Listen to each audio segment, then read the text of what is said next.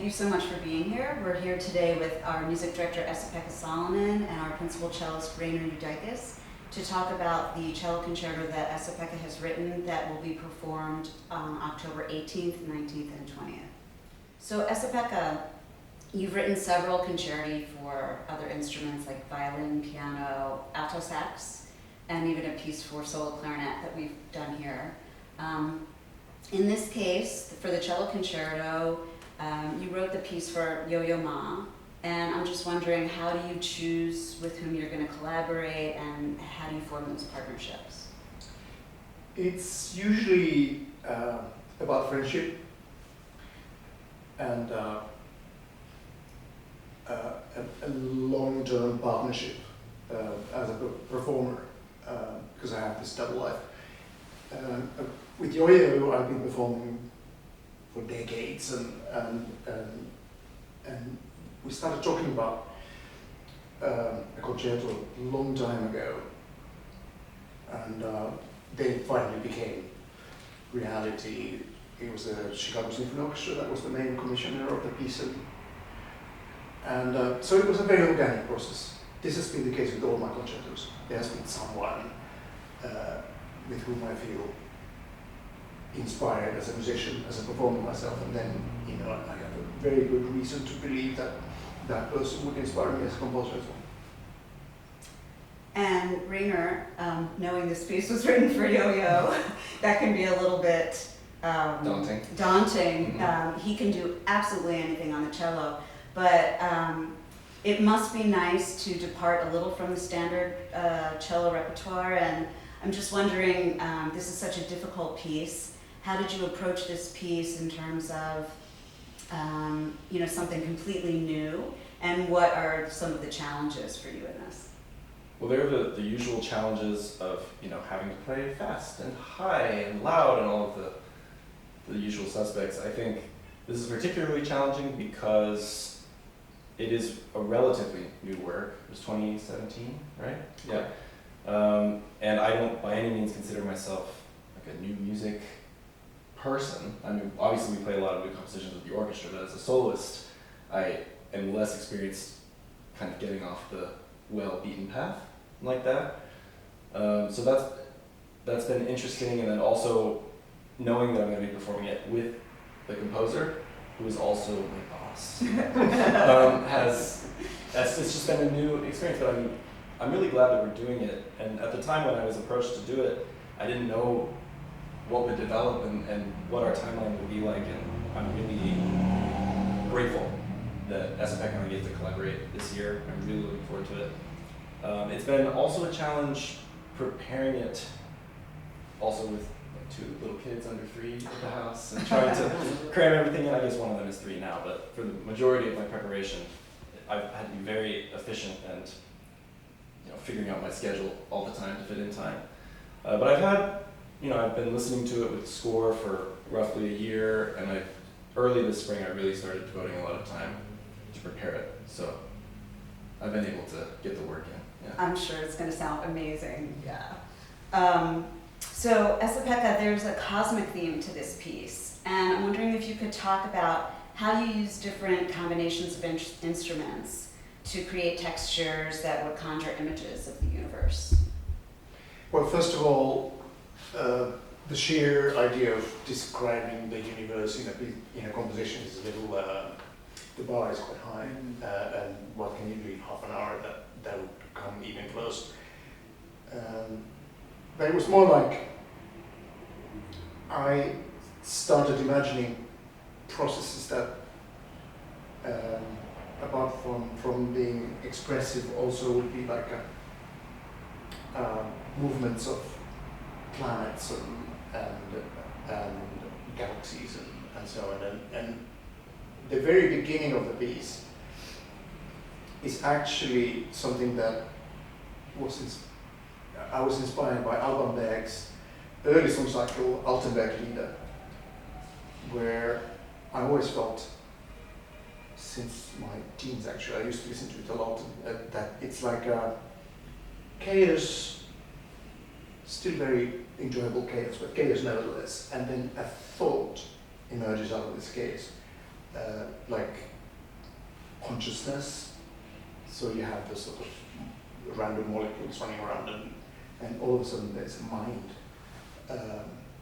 And that was the first impulse.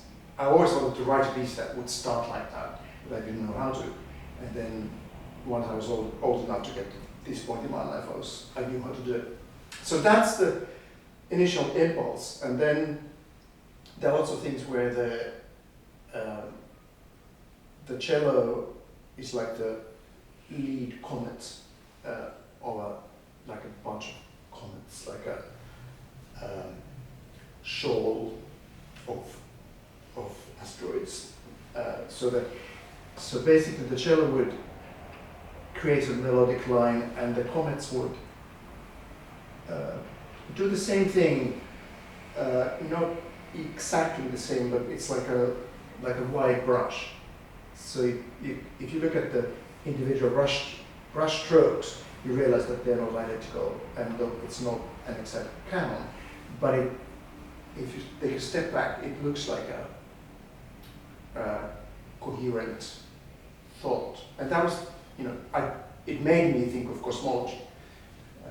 But to say that I'm trying to somehow compose cosmological processes, that I wouldn't go that far.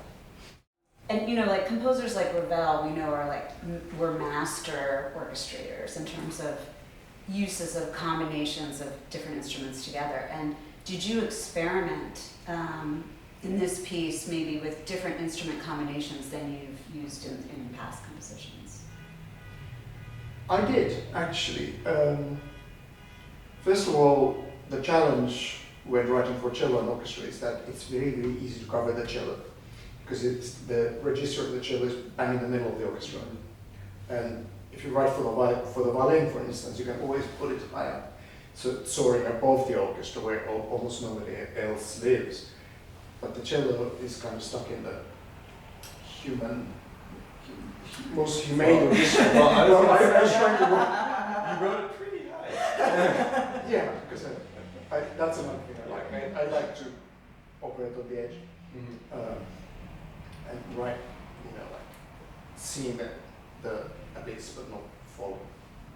But in terms of the new orchestral or instrumental combinations I used in this piece, first of all, I used live electronics for the first time in a long time.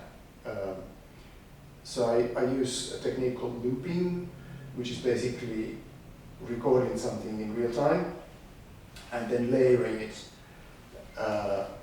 also in real time, and that's part of my cosmological idea.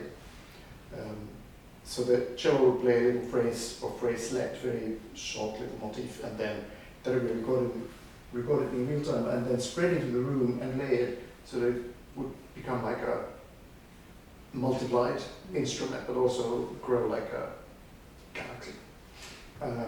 And then the real cello would play above that. So that was a new experimentation for me. The other thing is a duet for the cello and the alto flute, which is also in the slow movement in the middle, where the cello plays natural harmonics mostly, and the alto flute is playing some kind of, I don't know, maybe little Easterly sounding, kind of busy but hopefully expressive music.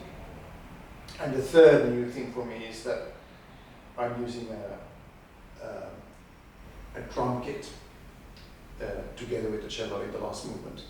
And the drums, they're actually congas and drums with skins, and played by the principal percussionist, who's actually going to be in front of the orchestra next to Rainer. It's a jam session, basically. It's essentially a jam session, yeah. And I got this idea when I gave a little speech for Yo-Yo when he was getting the Getty medal back in the day, and they wanted me to give the speech, and I did, and they played a little Silk Road number after the ceremony, and Yo-Yo played with the guy who played the tabla, the Indian drums, and And I was so fascinated by this combination of sounds and the sort of interplay between the cello line and the drums. So I thought, okay, I'll do that too. It sounds like there will be a lot for the listener in terms of a lot going on, and people should probably even come more than once to hear it. It's to have a few listenings. It's when you combine the technological aspect with the drums and the cello, it sounds fantastic. Well, there's a lot going on, but I was also trying to write music that would be ideally tolerate repeated listenings, but also things that would be immediately understood. And there are some tunes that I think are catchy.